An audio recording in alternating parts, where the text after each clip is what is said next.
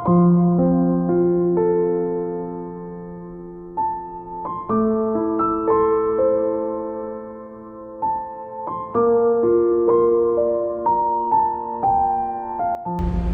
sehat buat kita semua, buat teman-teman semua. Salam bahagia. Mei 2009 saya buka usaha sendiri, dan Mei 2014 usaha itu terpaksa saya tutup karena saya jatuh sakit. Sakit yang sangat menyakitkan pada saat itu. Sakit yang disebabkan orang-orang yang saya latih dan pekerjaan meninggalkan saya karena mereka membuka usaha yang sama dengan usaha saya saat itu. Bukan hanya hati yang sakit, namun pikiran dan raga saya pun sangat tersakiti. Istri siang dan malam menangis serta meratap. Sejak saat itu saya totali menganggur, tak mampu menghasilkan uang 1 rupiah pun, dan itu berlangsung selama 3 tahun lebih. Saya makan dan minum dari belas kasih keluarga dan istri tercinta. Dengan sabar dan tenang, istri terus memotivasi saya agar bangkit dan bangkit lagi, agar saya bersemangat lagi menjalani hidup yang indah. Anak-anak terus bertanya, kapan saya akan kerja lagi? Setiap hari saya hanya menemani mereka bermain dan belajar, antar jemput mereka sekolah dan les, mengurus rumah, menyuci pakaian, menyetrika, nyuci piring, mengurus dapur, dan lain sebagainya. Putri saya yang saat itu masih berumur sekitar 8 tahun sangat sering bertanya, dan pertanyaannya sangat mengiris hati. Papa, kapan kerja lagi? Demikian juga dengan anak laki-laki, sering bertanya, Papa, kapan jadi bos lagi? Kami maunya mama yang nemani kami di rumah dan ke sekolah. Saya hanya sanggup tersenyum pecut menanggapi pertanyaan-pertanyaan mereka. 3 tahun saya memilih berada di rumah, sendiri dalam sepi, jarang bersuara, diam dan hanya diam, malu bertemu siapapun, hingga lidah saya keluh untuk berkata-kata. Saya sangat tidak percaya diri untuk bertemu dan berbicara dengan siapapun. Bahkan saat mertua dan saudara-saudara saya datang ke rumah, saya merasa kurang nyaman. Saya memilih di kamar. Saya merasa bersalah, rendah diri, minder, kecil hati, dan lain sebagainya. Suatu ketika, tepatnya di bulan September 2016, istri punya ide untuk aktivitas saya. Dia pelajari suatu bisnis, lalu dijelaskan ke saya. Saya lihat semangatnya, dan dia sangat yakin saya sanggup menjalankan usaha itu. Saya menurut demi menyenangkan hatinya, namun saya bergumul dalam hati. Saya nggak sampai hati menolaknya yang akan mengecilkan hati serta semangatnya. Usaha itu sangat sederhana sebenarnya. Pekerjaan yang saya lakukan sangat ringan. Hanya duduk menanti pelanggan datang, lalu terima uang. Usaha itu atau bisnis itu adalah gesek tunai. Saya setujui untuk menjalankan usaha itu, walau sangat terpaksa, namun saya nggak mengungkapkannya pada istri. Saya tak mau dia kecewa dan terluka. Siang malam dia sudah bekerja untuk kehidupan kami, walau gajinya tak cukup untuk memenuhi kebutuhan hidup kami, dan saldo hutang pun terus bertambah.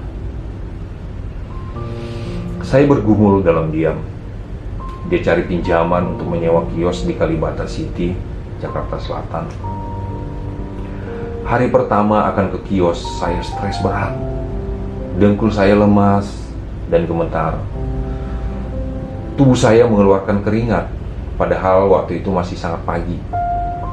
Namun saya tetap menyemangati diri dan bertanya, Elisa, sampai kapan kamu seperti ini? Sampai kapan saya menganggur dan menjadi beban bagi orang lain? Ini bukan saya. Dari kecil saya itu bertanggung jawab, bekerja. Saya harus bangkit dan berkarya lagi. Saya mau sisa hidup saya bermanfaat setidaknya bagi anak-anak dan istri tersayang. Saya mandi dan saya berangkat ke kios. Namun karena begitu takutnya bertemu orang, saya berdoa dalam hati agar tak seorang pun pelanggan datang hari itu. Goblok kan? Kami udah susah payah cari pinjaman, nyewa kios, modal kerja, pikiran, tapi saya berharap dan berdoa agar tak ada pelanggan yang datang ke kios yang saya jaga. Tapi hal itu saya simpan, gak saya ungkapkan ke istri. Namun Tuhan itu sangat baik ke saya pada hari itu dan selamanya juga. Doa saya tak dijawab. Pelanggan datang walau hanya satu. Saya gemetar, saya sangat tertekan, saya gugup segugupnya gugup yang pernah saya alami. Belum pernah saya segugup itu selama saya hidup. Walau AC di mall itu sangat dingin, namun saya berkeringat. Hanya beberapa kata yang sanggup saya ucapkan, hanya sebatas menjawab apa yang dia tanyakan, tanpa basa-basi, apalagi senyuman. Hanya beberapa menit dia duduk di depan saya, namun hal itu terasa sangat lama. Akhirnya transaksi selesai juga. Luar biasa, hati saya sangat lega saat itu. Beberapa hari berjalan, saya tetap stres dan tidak bisa menikmati pekerjaan itu. Akhirnya hal itu saya sampaikan ke istri, bahwa usaha itu bukan bidang saya. Saya tak sanggup, saya menyerah. Tolong maafkan saya. Istri diam lalu tersenyum. Saya lihat dia mencoba sabar dan maklum. Kami sepakat untuk menutup usaha itu, walau hanya berjalan beberapa hari. Kami rugi. Artinya, saldo hutang bertambah. Saya kembali hanya sebagai bapak rumah tangga yang baik. Memberangkatkan istri bekerja, mengurus anak-anak, antar jemput mereka ke sekolah dan les, urus rumah, urus dapur, urus pakaian, mengurung diri dalam diam, makan dan minum dari belas kasih keluarga. Suatu ketika istri diam. Dia dalam kekalutan hidup, diam dalam murung berkepanjangan. Berhari-hari saya coba menghibur dan ajak bicara, tapi dia memilih diam berhari-hari. Saya mengerti arti diamnya, terlebih murungnya. Hati saya tercabik, perih dan gelap. Saat itu saya berada di titik nadir terendah. Walau mata saya terbuka, pandangan saya kosong. Bahkan saya meneteskan banyak air mata saat itu. Saya rencanakan untuk bunuh diri.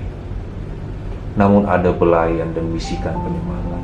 Saya bangkit dari tempat tidur, mandi, dan mulai berpikir bagaimana mulai bangkit. Hingga suatu sore, telepon genggam saya berdering. Dan deal, saya dapat uang dari panggilan itu. Saya menjual material ACP atau aluminium komposit panel. Hanya 1 lembar. Dan hasilnya hanya 200.000, nggak lebih. Saya sangat senang. Rasanya seperti ketika saya menandatangani kontrak kerja miliaran rupiah. Itu udah biasa. Lebih dari 3 tahun sebelumnya. Malamnya saya ajak anak-anak dan istri menikmati uang yang sangat besar itu. Putri kecil saya bertanya dengan polosnya, "Emang papa punya uang?" Dengan bangga saya jawab, "Iya dek, papa baru jual ACP." Roh saya bangkit, jiwa saya terangkat, hati saya bersinar. Saya masih berarti, saya masih bermanfaat, saya bisa, dan saya masih berguna. Hingga kini sudah lebih dari 200.000 yang saya bawa pulang ke rumah.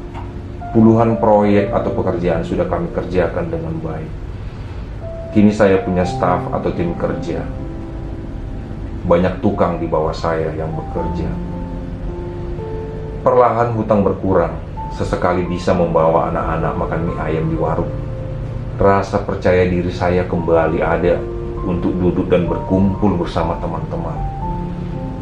Ya, walau hingga kini saya belum kaya raya, namun saya kembali mampu memenuhi kebutuhan ekonomi keluarga dan hidup layak di kota Jakarta ini. Sahabat, bila kamu terjatuh, segeralah bangkit dan tetap bersemangat.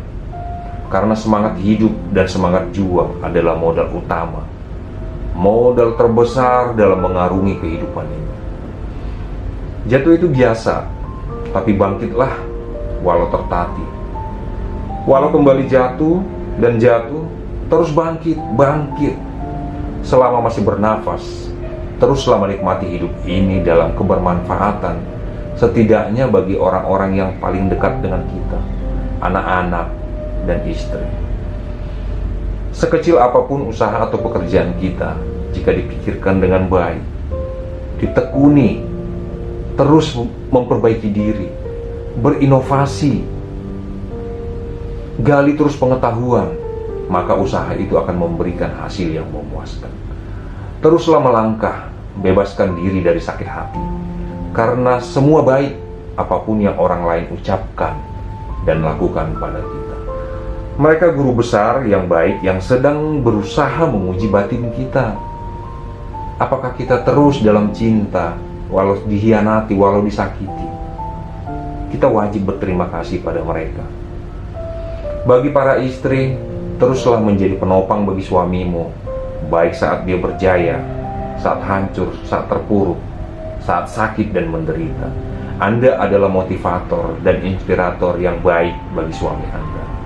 Terus sabar dan semangat mendukung suami Anda agar bangkit dan menjadi pahlawan bagi anak-anakmu.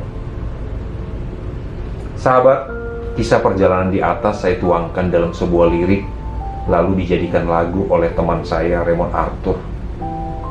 Lagu yang sangat indah menurut saya, lagu kekaguman pada cinta istri yang terus sabar dan setia mendampingi suami, walau suami terpuruk selama bertahun-tahun. Kami beri judulnya Mengagumi Cintamu. Kami sudah produksi dan upload di channel YouTube, namanya Tis Musik. Silahkan ditonton ya. Begitu penggalan kisah bangkit, hancur, dan bangkitnya saya. Semoga bermanfaat bagi teman-teman untuk tetap setia dalam cinta kasih, apapun tantangan yang datang silih berganti dalam hidup Anda. Anda ada di bumi ini bukan kebetulan. Sang pemula kehidupan mengizinkan kita semua hadir untuk menjadi cahaya. Kalau tak bisa menjadi matahari, setidaknya menjadi lilin kecil di tengah kegelapan.